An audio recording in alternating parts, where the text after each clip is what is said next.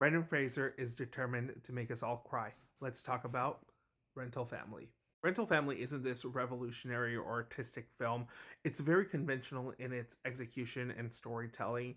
It's a movie that is very sentimental and wears its emotions on its sleeve, but at the end of the day, I can't fault it for it. It's actually its strength, and it's just such a beautifully well told movie about the power of empathy and real human connections. In today's society, it feels like everything is transactional or everything has to have some type of monetary value to it. But one thing that isn't is human connection and the empathy and love and ear that we give to our fellow human beings around there. That is something that you can genuinely not put a price on. And this movie showcases how important human connection and friendships and relationships are, and how it can make somebody's day just by being kind to them or listening to them or hearing their plight and just making those real connections. You can make their day, their year, their whole life, and can leave a lasting memory. This is a movie that wears its emotions on its sleeves.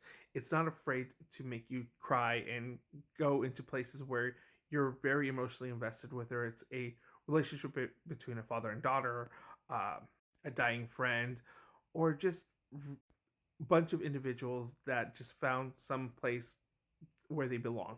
The real highlight and the strength of the film is not just in Hikari's direction and writing, but also in Brendan Fraser's performance. Someone so genuinely likable and charismatic, and who can give a convincing performance without it being feeling cynical or devoid of actual emotions. He's just the right man who's so lovable and charming in what he does, and you really feel for him. The rest of the cast is really good too, but one of the standouts is Akira Moto.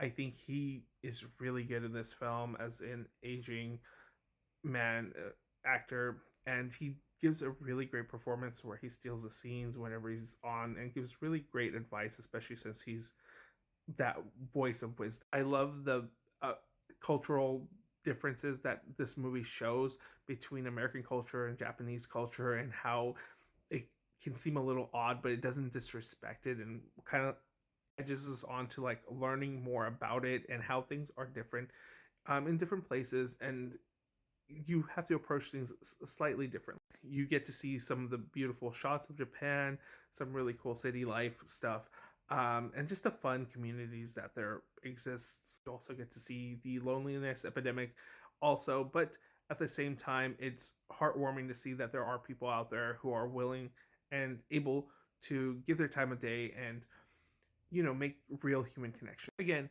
this is something that society as a whole, especially in this modern internet age, is dealing with, and it's just so heartwarming to see a movie portray it in such a realistic way and in such a genuine way where you're just there for the emotional ride. It's a crowd pleasing film, and it's might not be a groundbreaking film, but it's a movie that I love and adore, and am genuinely happy that I got to see it and experience it. It's just a movie that made me feel just a little bit better.